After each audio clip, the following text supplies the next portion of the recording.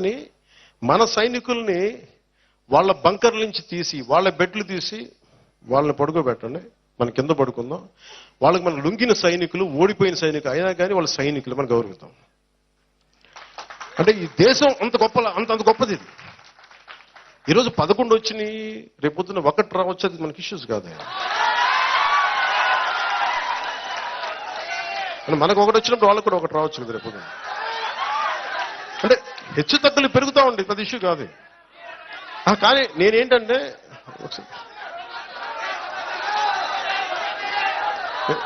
వినండి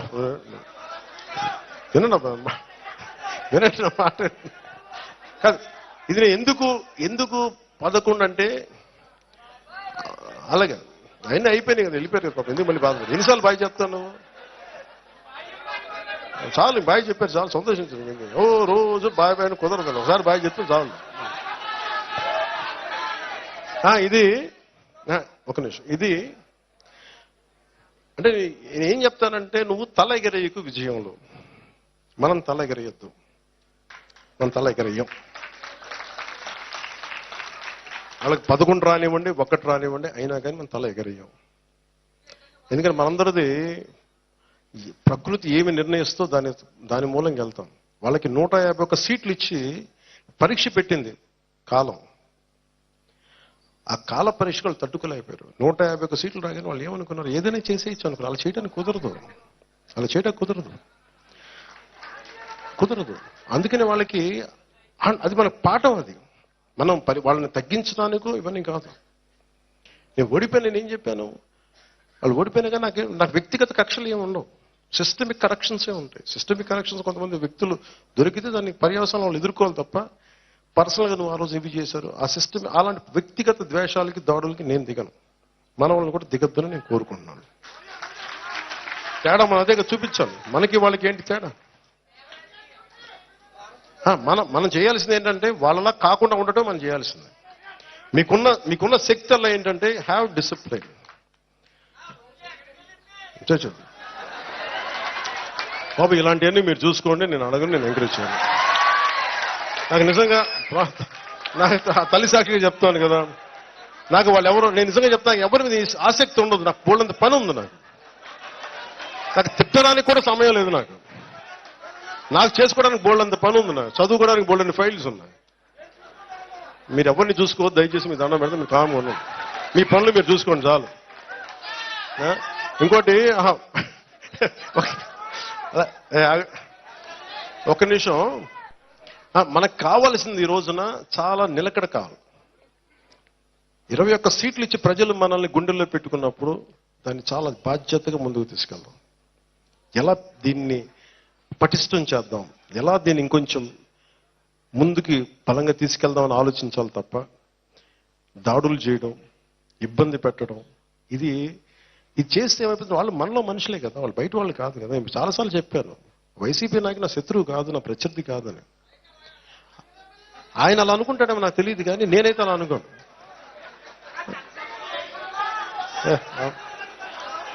నేను చెప్పనా? ఓకే, మీరు అనుకుంటారు కదా, ఒకసారి చెప్తాను. ఇంగ్లీష్లో ఒక సామెత ఉంటుంది, you reap what you sow. నువ్వేదైతే నాటుతావో నీకు అదే తిరిగి వస్తుంది. నువ్వు ద్వేషం నాటితే ద్వేషమే తిరిగి వస్తుంది. నువ్వు ప్రేమ ఇస్తే ప్రేమే తిరిగి వస్తుంది. నేను ప్రేమనే ఇస్తున్నా, ప్రేమే తిరిగి రావాలి. నేను అభివృద్ధినే ఇచ్చాను, అభివృద్ధి తిరిగి రావాలి. ఎదుటి వాళ్ళు బాగుండాలని కోరుకున్నాను, మనం బాగుండాలని ఉంటుంది. వీడు నాశనం అవ్వాలి, ఆడు పోవాలి నేను ఎప్పుడు కోరుకోను. అది ప్రకృతి విరుద్ధం. అది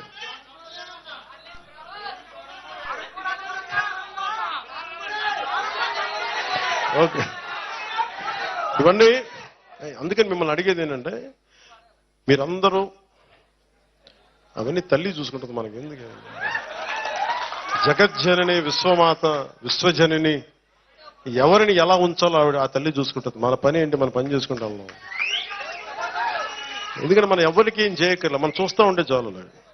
నన్ను చాలాసార్లు తిడతా ఉంటే ఏం చేస్తాను తెలుసా? నేను అనుకుంటావచ్చు కదా, మీరు అందరూ అనుకుంటుంది కదా ప్రశ్న, ఎలా భరిస్తాను నేను ఫస్ట్ నన్ను తిట్టే వీడియోలు నేను చూడను. వాళ్ళు అనుకోవచ్చు చాలా మంది. నాకు మళ్ళీ చెప్తున్నారు, నిన్ను ఎలా తిట్టారంటే అమ్మ చెప్పలేదు విషయం అంటే నేను చెప్తే నేను వేరే ఆలోచన. నేనేంటంటే బై డిఫాల్ట్ సెట్టింగ్ నేను చూడను, నేను విన్నాను.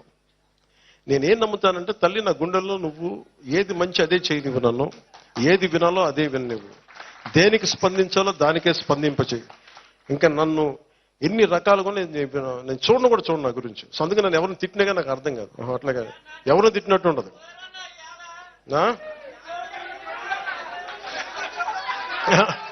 అలాగా ఈరోజు మనకున్నది 5 సంవత్సరాలు. దాంట్లో దాదాపు ఒక నెల అయిపోయింది.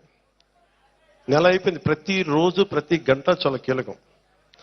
నాకు ఇలా ప్రతిసారి కలవటం కంటే కూడా నాకు పని చేస్తే మీ జీవితాల్లో మార్పు తీసుకురాగలుగుతాయి.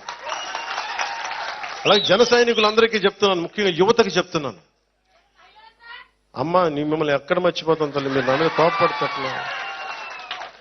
తల్లి లేకుండా నా పదం ప్రయోగం ఉంటుందా? జనసేన అంటే ముందు మీ పేరే చెప్తాను తల్లి.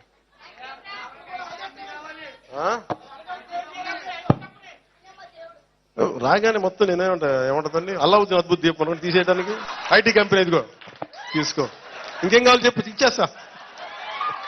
అల్లావుద్దీన్ అద్భుత దీపాలు ఉంటాయి కదా, అన్న మాకు ఈ సమస్య ఉంది తీర్చేద్దాం, ఇట్లా అంటున్న భూతం వస్తే తీర్చేయండి. అలా జరగదు, నలగాలి. అందుకే 5 సంవత్సరాలు ఇచ్చింది రాజ్యాంగం మనకి. ఈ 5 సంవత్సరాలు మీరు కనీసం సంవత్సరం చూడాలి. కనీసం దోచేశారు వీళ్ళు, అందరూ అడ్డగోలు చేశారు. ఇవన్నీ నిలబెట్టుకోవడానికి, అర్థం చేసుకోవడానికి, పరిస్థితి తీసుకోవడానికి, వీటన్నిటి కష్టాల మధ్యలో మొట్టమొదటి ప్రామిస్ ఉద్యోగాలు ఇచ్చాం. వాళ్ళు అంటున్నారు ఈ ఉద్యోగాలు ఇంకా ఎక్కువ ఇవ్వాలి డిఎస్సి అంటే. మీరు అది కూడా ఏడవలేదు కదా మీరు. కరెక్టే, చాలా ఉన్నాయి, లక్షలు ఉన్నాయి ఉద్యోగాలు. నేను చెప్తాను కదా, ఇప్పుడు డిప్లొమా మన ఫారెస్ట్ డిపార్ట్మెంట్లో 420 పోస్టులు ఖాళీగా ఉన్నాయి. డబ్బులు లేవు, ఖజానాలో డబ్బులు ఇవ్వడానికి. ఎక్కడి నుంచి డబ్బులు ఇస్తాం? ఎర్రచందనం పట్టుకెళ్ళిపోయి అమ్మేసుకున్నారు. నేపాల్లో ఎన్ని వేల మెట్రిక్ టన్నులో ఉంది నేపాల్లో. నేపాల్ ప్రభుత్వం తిరుపతి నుంచి వెళ్ళిన ఎర్రచందనాన్ని నేపాల్ ప్రభుత్వం పట్టుకుంది. కానీ మన చెక్ పోస్టులను వదిలేసింది. ముఖ్యంగా మన ఆంధ్రాలో ఉన్న చెక్ పోస్టులను వదిలేసింది. వెళ్ళిపోండి. పెద్దిరెడ్డి గారి వెంటనే పంపించాను. అసలు నేపాల్ పంపించాను. మిథున్ రెడ్డి గారి పంపించాను. కానీ నేపాల్ పోలీసులకు పాప పెద్దిరెడ్డి గారు ఎవరు తెలియదు, ఆపండి అన్నారు. ఎక్కడ తీయాలంటే దాని రూట్ తిరుపతికి వచ్చింది. లాంగ్వేజ్ ప్రాబ్లం వాళ్ళకేముంది? వాళ్ళకి ఎర్రచందనం ఒకటే లాంగ్వేజ్ కదా. ఈ ఎర్రచందనం కాహాయ్ అంటాడు, అది పట్టుకుంటాడు, తీసుకెళ్తాడు. పట్టుకుని ఇప్పుడు ఆ ఫైల్ నా దగ్గరికి వచ్చింది. దాన్ని ఏమంటారు, ఎర్రచందనాన్ని ఇక్కడ తీసుకురావాలి, ఏం చేయాలంటే దానికి ఏదో పెట్టి దాని గురించి కింద మీద పడుతున్నాం, తీసుకురావడానికి ఒక ప్రయత్నం చేస్తున్నాం. ఇవన్నీ మీరు చూడండి, ఇప్పుడు దాకా తెలియదు కదా మీకు. అంటే ఒక ఎర్రచందనం మనకి నేపాల్లో పట్టుబడింది అంటే మీకు ఎంత అలసత్వంగా ఉన్నాయి చెక్ పోస్టులు. మీరు అక్కడి నుంచి తీసుకొచ్చి ప్రతి చోట పోలీస్ చెక్ పోస్టులు ఉంటాయి. నువ్వేం తీసుకెళ్తావు జేబులు, మనకి ఎన్నిసార్లు మనకి ఎలక్షన్ కమిషన్ టైంలో మనకి అడుగుతారు. అలాంటిది ఎర్రచందనం అంటే ఎన్ని వేల మెట్రిక్ టన్నులు, ఎన్ని లారీలు వెళ్ళాలి? అన్ని లారీలు చాలా సునాయాసంగా వెళ్ళిపోయి నేపాల్ దాకా. అంటే మీకు ఆ స్థాయిలో ఉంది దోపిడీ. కరెక్ట్, సినిమాలు తీయచ్చు, కానీ ఒక అడవిని కొట్టి ఒక చెట్టుని పెంచడం ఎంత కష్టమో మీకు తెలుసా? మనందరికీ తెలుసు. అది కొట్టే వాళ్ళకి తెలియదు అది సంగతి. ఒక చెట్టు కొడితే 25 చెట్లు నాటాలని అరణ్య సూక్తిని చెప్తూ ఉంటుంది. ఆ చదువులు చదివితే కదా, ఆ విజ్ఞానం ఉంటే కష్టం తెలుస్తుంది. కొట్టేసుకుందాం, పెంచేసుకుందాం, అమ్మేసుకుందాం, ఏం చేసుకుంటారు? ఎక్కడ తింటారు డబ్బులు? పేపర్లు తినాలి అన్నం బదులు. మీరు ఇవన్నీ అర్థం అంటే ఎందుకు చెప్తా అంటే ఇవన్నీ మీరందరూ ఇంత లోతుగా చూస్తున్నాం. అసలు ఈ రోజున సివిల్ సప్లైస్ లో ఎంత టన్నుల బియ్యం దోచేస్తున్నారు మీకు చెప్తా వచ్చాం. మనోహర్ గారికి నేను ఒకటే చెప్పాను. మనం మాట్లాడాం, సివిల్ సప్లైస్ మీ చేతిలో పెట్టాం, అక్రమ రవాణా బియ్యం మీద ఉక్కుపాదం మోపండి, అదొక్కడే మాట చెప్పాను. ఆయనకి నా అభినందనలు. బలంగా చేశారు, సీజ్ చేశారు గోడౌన్స్. కానీ వెనకున్న సూత్రధారులను పట్టుకోవాలి, ఎవరెవరో తెలియదు, ఇంకా ఎతుకుతున్నాం, చూద్దాం. అలాగే చెరువులు, మట్టి, ఇసుక, మట్టి, శ్మశానం, మైనింగ్ అన్ని పట్టుకుపోతాం. ఇవన్నీ ఆపాలి.